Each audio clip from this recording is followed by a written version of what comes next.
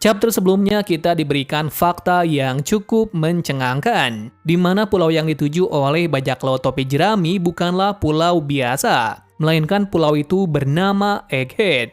Dikatakan pulau ini dikenal dengan pulau 500 tahun di masa depan. Yups, tentu saja dari pernyataan tersebut menjelaskan kalau sekarang Luffy berada di pulau yang sangat tepat sebelum ke pulau selanjutnya. Kenapa seperti itu? Seperti ini penjelasannya. Untuk mengawali pembahasan mengenai Pulau Egghead, kita mulai dulu dari Caesar. Nah, kenapa kita membahas mengenai Caesar? Alasannya sudah pasti ada hubungannya dengan pulau tersebut. Hubungannya ialah dari story Germa, yang mana kita bisa mengetahui setelah beraliansi dengan kelompok topi jerami, ternyata Caesar belum bisa keluar dari Whole Cake Island. Namun kami belum mengetahui secara pasti kenapa dia tidak bisa keluar dari situ. Simpelnya sih, dia tertangkap oleh anak buah dari Big Mom dan disuruh untuk mengerjakan proyek yang diberikan oleh Big Mom sebelumnya. Sebab dari itu pula, dia tidak bisa keluar dari pulau ini. Tidak hanya itu saja yang bisa menjelaskan hal ini, tetapi Caesar juga tidak memiliki peluang yang besar saat kekacauan akibat acara teh ini. Sementara itu, Luffy dan lainnya bisa keluar karena bantuan dari bajak laut matahari yang membantunya. Artinya sudah jelas bahwa Caesar memang sudah tertangkap oleh anak buah dari Big Mom. Dan barulah sekarang dia bisa keluar dari Whole Cake Island setelah bekerja sama dengan Reju dan lainnya yang menyelamatkan saudaranya. Yup, sudah pasti Reju akan membawanya ke tempat yang aman untuk membalas kebaikan dari Caesar. Tentunya tempat yang paling aman untuk Caesar adalah bertempat tinggal di kerajaan Germa 66. Bila mendengar hal ini, maka kalian pasti akan mengingat sebuah kelompok ilmuwan yang sangat hebat di masa lalu. Kelompok tersebut bernama Mets. Kelompok ini beranggotakan ilmuwan jenius yaitu Vegapunk, Judge, Queen, dan Caesar. Bisa dikatakan orang-orang inilah ilmuwan terbaik dari masa itu sampai sekarang sebelum insiden yang membuat kelompok Mets bubar. Bubarnya kelompok tersebut kemungkinan karena egonya masing-masing, di mana ada yang memilih untuk membuat senjata terkuat, menduplikat buah iblis, dan alasan tertentu lainnya. Dikarenakan bila kita mengingat perkataan dari Queen, maka sudah jelas kelompok tersebut tak akur. Contohnya Caesar dan Vegapunk. Sejak saat itu pula, kelompok tersebut membuat penelitian sendiri-sendiri dengan tujuan masing-masing. Kemudian pada saat ini Caesar hanya memiliki satu tempat saja yang pas untuknya. Yakni mau tidak mau, dia harus bergabung dengan Germa untuk suatu tujuan yang pasti. Pastinya Judge akan senang jika Caesar bekerja sama dengannya lagi, dikarenakan dia bisa mewujudkan penelitian tentang prajurit cloningannya untuk ke level yang jauh lebih tinggi lagi. Apalagi di sini Caesar bisa membuat senjata yang mematikan untuk digabungkan dalam eksperimen tersebut. Nah, pastinya jika Caesar bergabung dengan Judge, maka hal ini akan sangat valid kenapa bajak laut topi jerami malah masuk ke pulau dari penelitian Vegapunk. Di mana pada arc Egghead pastinya Oda akan menjelaskan semuanya tentang teknologi Seraphim dan masih banyak lagi tentunya. Tapi yang kami tunggu dari Vegapunk ialah bagaimana buah iblis terbentuk dan sejarahnya dari mana. Mungkin inilah yang akan kita ketahui sebelum final saga berlangsung cukup dalam. Well, mungkin sangat menarik jika seperti ini alurnya. Tapi kita tidak tahu, Oda akan membuat ceritanya mungkin lebih menarik lagi. Kemudian kita masuk pada pembahasan Pulau Egghead, pulau di mana tempat penelitian dari Vegapunk berada. Jadi sudah jelas sekarang Luffy dan lainnya berada di tempat yang tidak aman, dikarenakan tempat ini masih menjadi teritorial dari pemerintah dunia. Namun entah mengapa tidak ada sama sekali orang yang menjaga tempat ini dengan aman. Malah muncul hiu raksasa dan seorang robot besar dengan seorang gadis di dalamnya. Gadis ini mengklaim bahwa dirinya adalah Vegapunk. Jelas saja, hal itu membuat Franky dan lainnya sangat terkejut. Dikarenakan tidak mungkin Vegapunk memiliki penampilan seperti itu apalagi seorang wanita.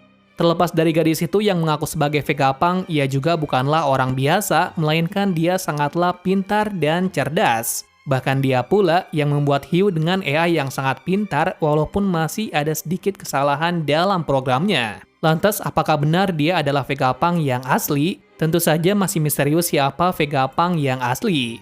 Namun menurut penjelasan dari Aramai, sosok dari Vegapunk adalah kakek tua. Dan kakek tua yang dimaksud sangatlah berbanding terbalik dengan apa yang muncul dari panel 1061.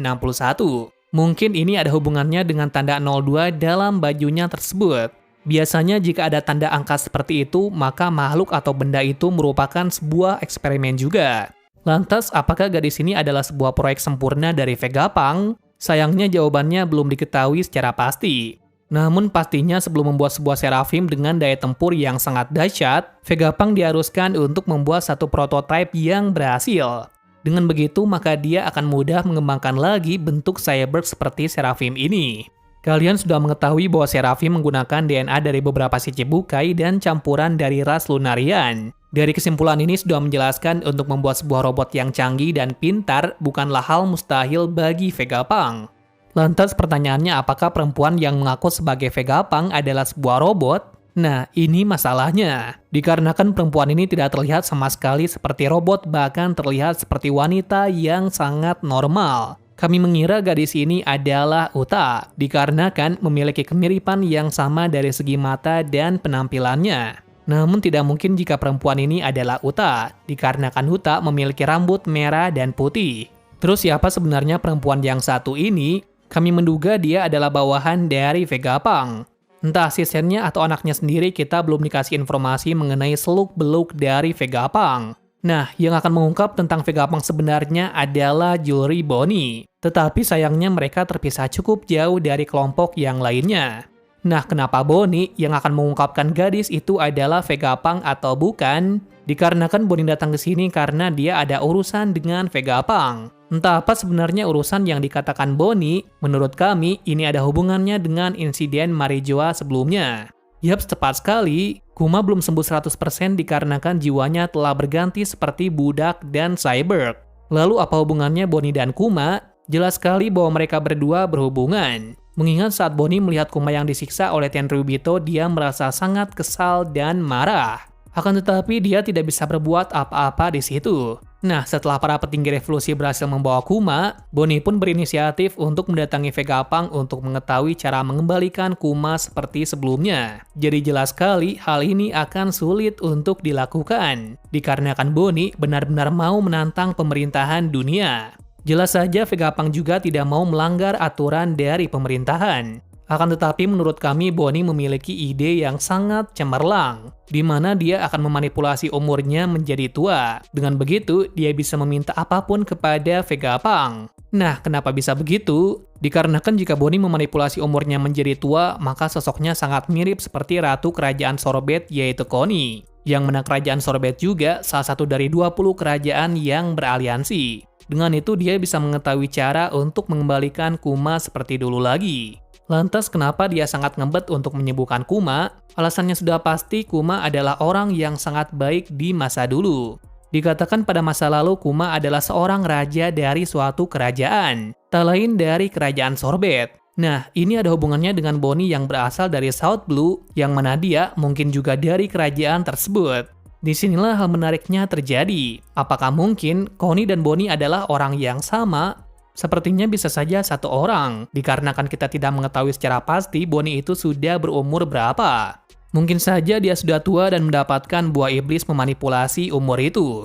Tentunya berkat kekuatan yang sangat spesial tersebut dia bisa menjadi muda lagi. Bila tidak begitu, maka dia juga salah satu keturunan dari Kerajaan Sorbet. Entah seperti apa masa lalunya itu, setelah mendengar berita dari Kuma menjadi bagian dari Shichibukai, barulah di situ Bonnie memutuskan untuk berlayar menemuinya. Sebab dari itulah saat dia mengetahui Kuma berada di Marijoa dan dijadikan budak, Bonnie menggunakan kekuatan manipulasi umur untuk bisa masuk ke dalam Marijoa tanpa ketahuan. Beruntungnya dia bertemu dengan Sabo dan petinggi revolusi lainnya. Mungkin itulah garis besar alasan kenapa Bonnie mau membantu Kuma. Well, mungkin itu saja yang bisa kami bahas untuk hari ini. Berikutnya cerita akan lebih menarik lagi nih guys, di mana Bonnie juga akan menjelaskan tentang apa yang telah terjadi pada insiden itu dan kenapa Sabo melakukan kejahatan tersebut. Dengan hal ini pula, Luffy akan tenang kembali dalam beberapa waktu ke depan. Selain itu juga, alasan kenapa Luffy dan Jinbei berpisah dengan kru lainnya mungkin ada hubungannya dengan Helmeppo yang ada di dekat pulau itu. Yakni jika Helmeppo bertemu dengan Luffy, maka dia akan meminta Luffy untuk membantunya menyelamatkan Koby. Jelas saja Luffy akan menerima dengan senang hati untuk menyelamatkan temannya itu. Lalu akankah Helmeppo bertemu dengan Luffy dan lain-lain nantinya? Kita nantikan saja chapter ke depannya.